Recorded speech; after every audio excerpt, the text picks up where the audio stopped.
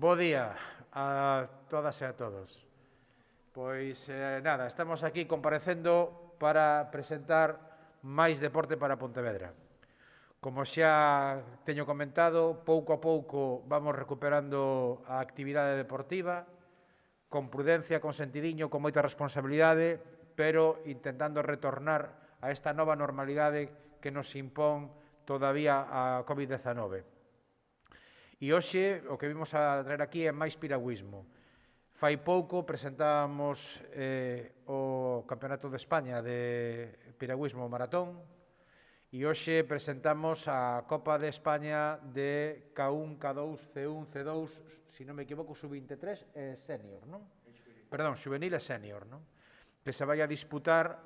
este vindeiro fin de semana no Pontillón do Castro.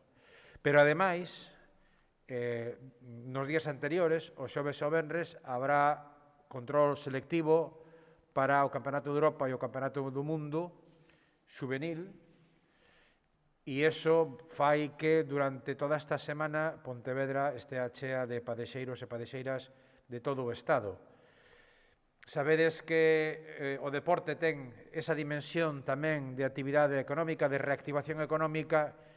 e nestes tempos tan difíciles para todo o mundo,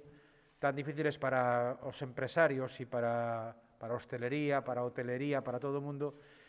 poder falar de centos de persoas que veñen a Pontevedra durante 2,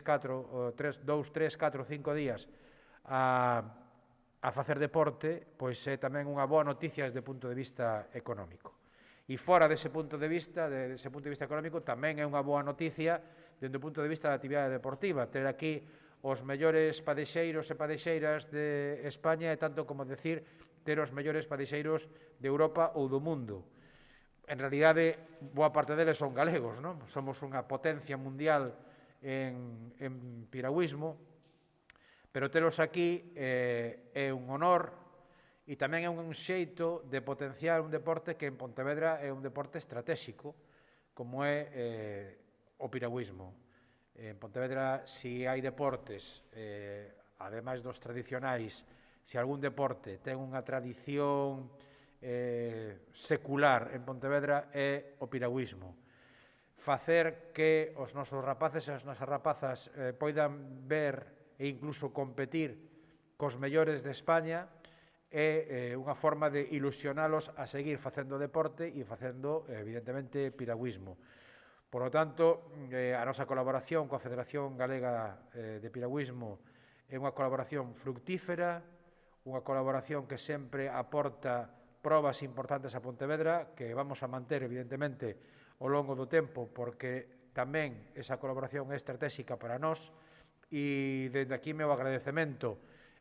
ao seu presidente e a través dela a toda a Federación Galega polo traballo, polo esforzo e por pensar en Pontevedra como referencia do piragüismo nacional. E, sin máis, esperar que a proba sexa un éxito, que o tempo acompañe, animar a xente a que suba a ver as probas con responsabilidade, mantendo as normas de seguridade, respetando as indicacións que se dean dende os organizadores. O Pontillón é grande, se pode ver todo con comodidade, sin incurrir en cuestións que nadie desexa. E nada, animar a esperar que o tempo mellore, que esperemos que sí, e por ali andaremos este fin de semana. Alfredo. Bueno, primeiro dar, como sempre, as grazas, neste caso ao Concello e ao Concelleiro de Deportes, porque as palabras moitas veces cando faz un acto parece que están para quedar ben, non? Pero neste caso son certas.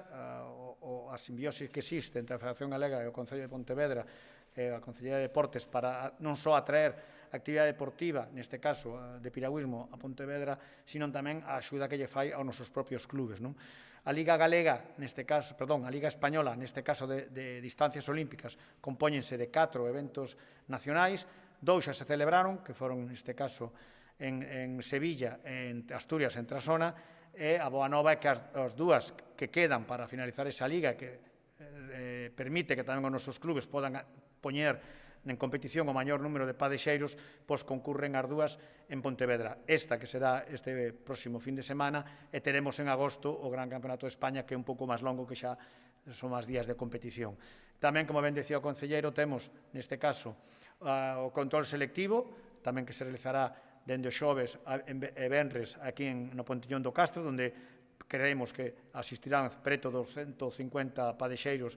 de España nas idades juveniles sub-23 da máxima calidade para conquerir esas plazas que lle permitan, pois, bueno, na actividade tamén europea e mundial que pouco a pouco tamén se está abrindo, e tamén indicar a importancia que ten, como non, a último evento deportivo que se acaba de celebrar esta fin de semana, donde Inda, que Antía Otero e Antía Jácome do club de Escuela Cidade de Pontevedra, desta propia capital, non foron quen de conquerir plaza, non por non ter valía, sino por un sistema de clasificación neste caso, que lles obligou a ir por unha calle por ser final directa, sin indicar que si se gañou o C1 200 para España e que Antía Jácome terá o control selectivo contra Corbera o 1 do 7. É dicir, que ainda podemos ter outra padexeira, en este caso da cidade, que todos esperamos que sexa así nos Xogos Olímpicos.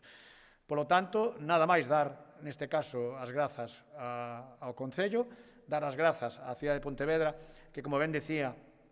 o concelleiro outro día, na pasada Copa de España Maratón, me comentaba algún club que non só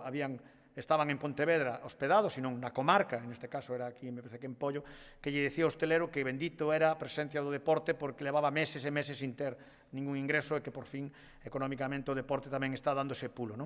É un número importantísimo de participación, teremos nunha Copa